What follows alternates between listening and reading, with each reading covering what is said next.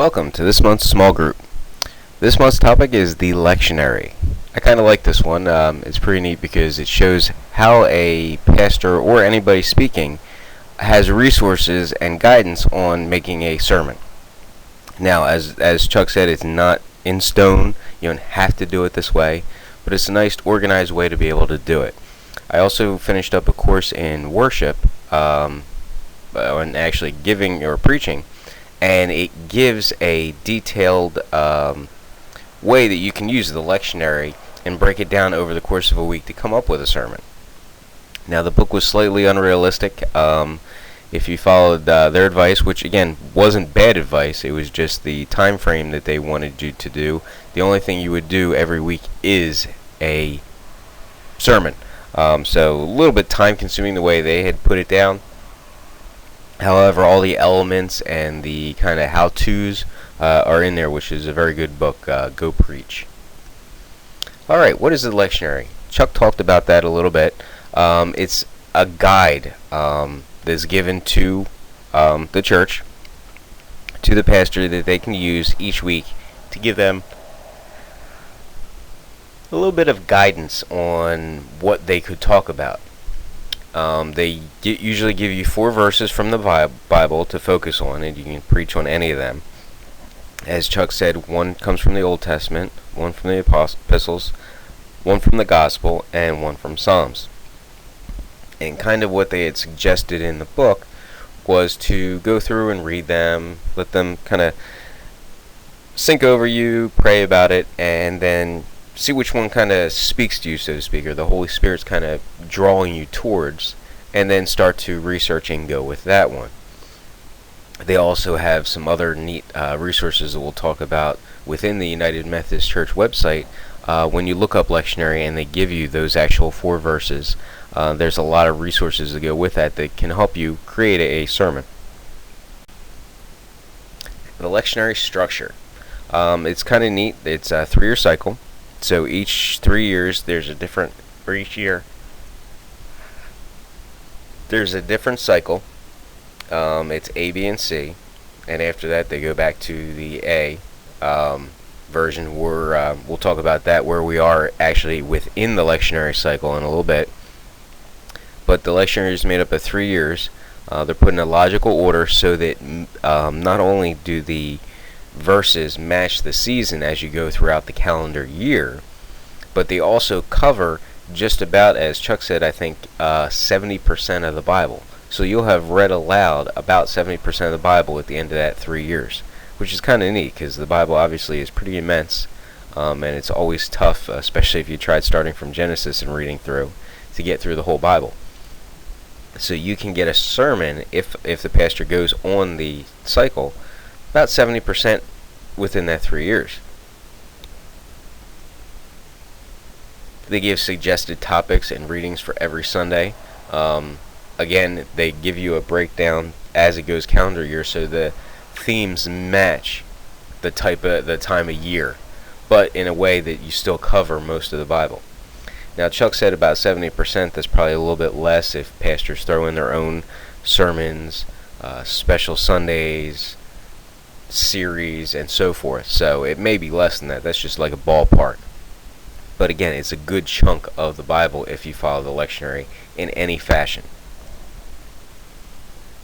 Now, some churches I know don't even follow this at all. They're not lectionary speakers at all. In fact, I spoke at one church where they said, we're not lectionary speakers, so don't feel obligated to use the lectionary, which was kind of neat. I think it's nice to do a balance of both. If you're moved or you feel like God or the Holy Spirit is kind of driving you towards a topic, by all means. If you read something and that fits, by all means use that. However, the lectionary is a good standby and a solid foundation as you get started doing sermons too. Okay, so what does the structure look like? Well, let's move ahead. Let's move into the future too. Oh, this Sunday. We're going to give you what the current lectionary is for this Sunday, September 4th, 2016. They follow the 16th Sunday after Pentecost. So in the calendar year, or back when Pentecost happened, it's the 16th Sunday thereafter. We're currently in year C of the ABC years. We're starting to wind down the year C, and then we'll go back to year A coming up in a little bit. The 4 suggested verses, one is from Jeremiah 18, 1 to 11. Then we have Psalms 139, 1 to 6, and then 13 to 18. We're going to skip that next part for a second. Philemon 1 to 21, and Luke 14, 25 to 33. So there are 4 verses that they give you, and as you can see, the epistles, Psalms, Old Testament, and Gospel. Now you also see there's a nice little help with UMH, the United Methodist Hymnal 854. So it actually not only gives you verses that you can perform or start to outline your sermon on, but also hymns that go with those verses as well. So it puts everything together in a nice piece, makes it a lot easier than trying to go through like, oh, what hymn is going to go with this sermon really, really well. There's another guide. Again, not to say that you can't stray from that guide and pick another hymn that appeals to you, but the assistance is there. Alright, other resources that are available, which is kind of nice. Again, giving you one big piece of the pie, helping out, making things easier for you. Liturgical colors. We've talked about that in past Chuck Knows Church and small groups. They're the colors that you usually see at the pulpit. This week's color coming up is green. We have a bunch of different colors, and we'll go into the other colors and when they're used. But this is another guide that's given to you so you know what colors should be up there. Again, we talked about before, we look at those colors every week, and it's like, oh, neat, they changed the colors. Kind of like Mr. Rogers changing his sweater. What color sweater is he going to put on today, or what kind of sneakers is he going to put on? We know what color is coming. So it's not just a neat thing. Why is it being done, and what color is next? Verses are listed in their entirety, and this is all coming from the United Methodist website. I'm sure there's other resources you can get too, but this is kind of one-stop shopping. If you go here, all this is all in one section, one area for you. So all the verses are listed, and then they're not just the actual verse listed, but what the contents of the verse as well. There's commentary and suggested notes to accompany the verse. So when you go in, you can read about it and kind of get some of the backstory. So it's not just you're reading a verse and you're telling the same old story. You got some of the background, what things were like at that period of time, what some of the comments meant that might not be as clear. So it kind of clears things up and gives you a little bit more backstory as to the entire verse and what was going on in that period of time. It also gives you other sermons that have already been written on the topic by other pastors and by other people, so that you can kind of get a feel for what they're doing, what the intent of the verse was, and you can kind of follow that same guideline. Obviously not copying, unless you're going to be giving them credit for the sermon, but you're going to be able to get a feel for the whole context of the verse and how they wrapped it into a sermon. Continued resources we have along with the readings. There's preaching guides, and like I said, hymns. They showed one hymn there, but if you actually go into the guides on the website, it not only gives you that, but at least 3 to 4 hymns verse that you can use along during the sermon. So it's kind of, like I said, a one-stop shopping where you go there and you can create the entire service, not just the sermon that you're going to use. And again, the hymns go with the verses, so it kind of pairs things together and makes it a little bit more cohesive and not all over the place. It also gives you suggested prayers that you can use for the beginning prayer or whenever you have prayers within your service.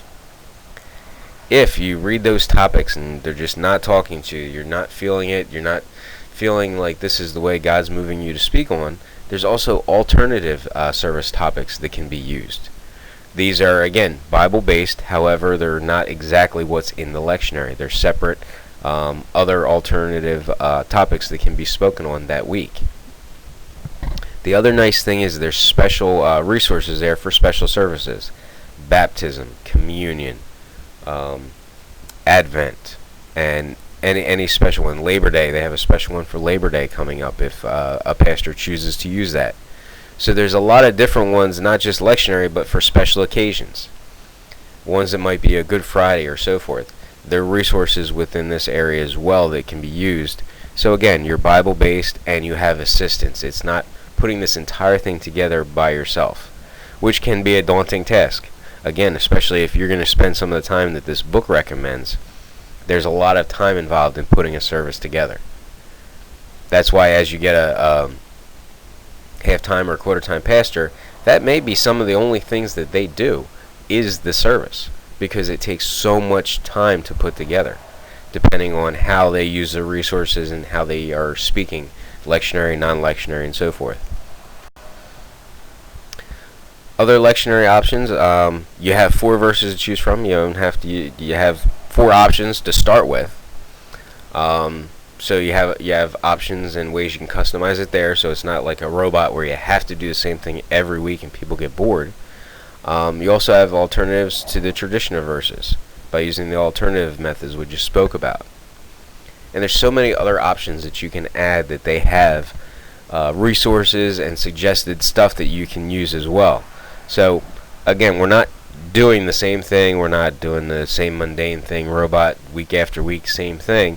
We're changing it up and giving the pastor or whoever's speaking the option and the variety to pick what they are feeling they are being moved to speak on, which is kind of nice because there's guidance, but at the same time there's flexibility, and we're giving everybody the flexibility to be able to speak on what they feel God has motivated them to speak with. Alright, so where are we now? We talked about we're in the C year. We're going to be going back to A. So once we get done this C year, we'll be starting the A year in 2016. November 29th, 2015, we began year C. So on November 27th of this year, we will begin year A. So we'll be finishing up year C at the end of November, and the last week in November we'll switch to year A. And that's usually when it starts at the Advent season. Calendars are available far in advance, so it's not like, oh no, we're getting close to the 27th. When are they going to have December's out so I can make sure I have my verses ready and start my sermon?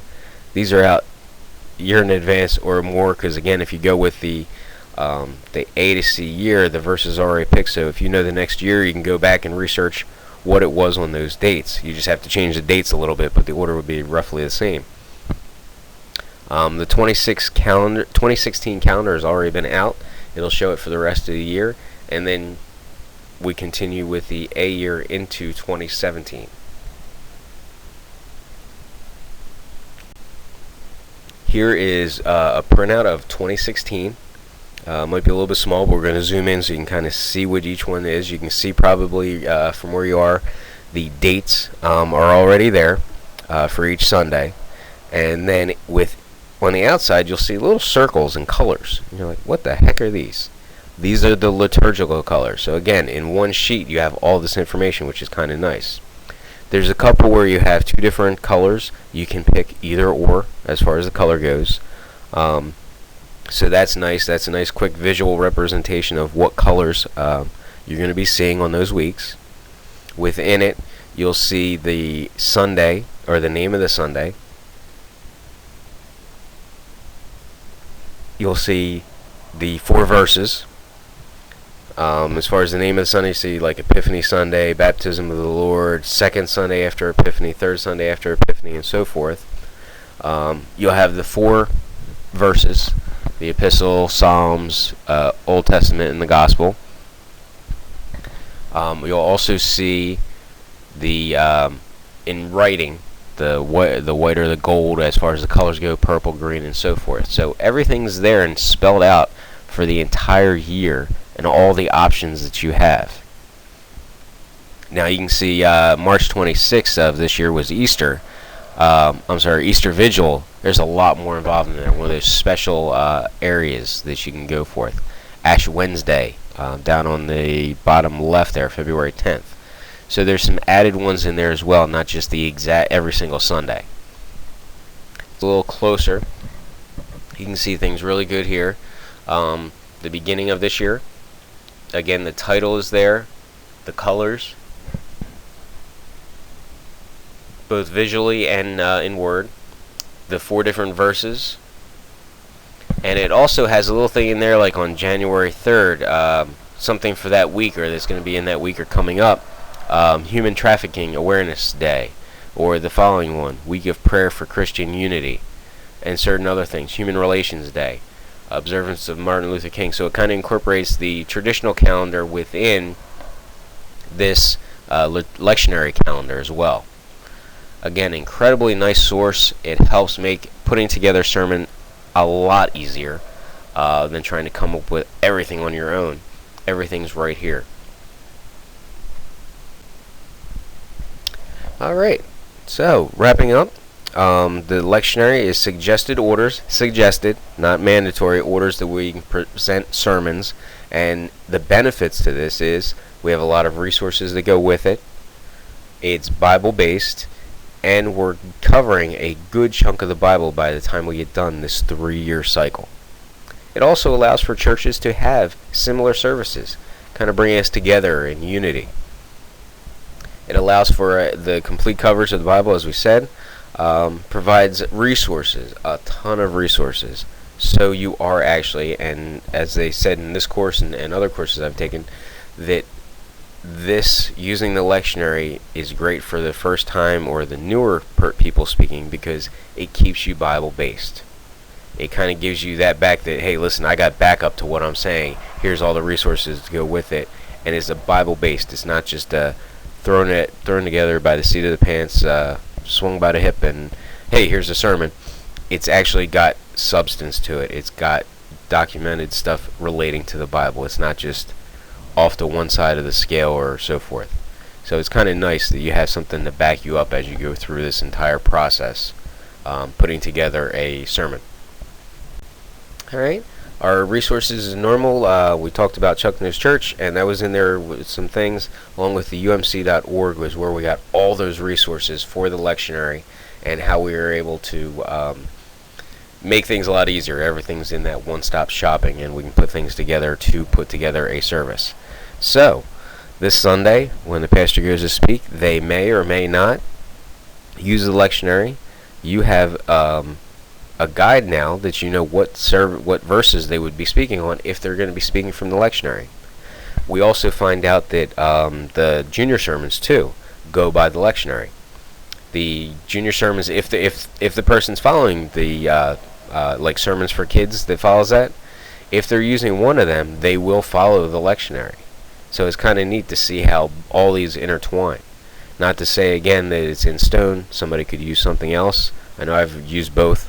The lectionary as far as the sermons for kids, but I've also had my own as well. So that again is another spot where you see the lectionary incorporated within teaching and making sermons or junior sermons. Alright, hope to see you next month with our next topic. Make sure you vote on it tonight on Facebook and let us know what you would like to hear. We're running into our last few for this CD or DVD that we have on Chuck Knows Church, but like we said, there's a ton more out there, and we'll be watching them and continuing on. Enjoy your evening.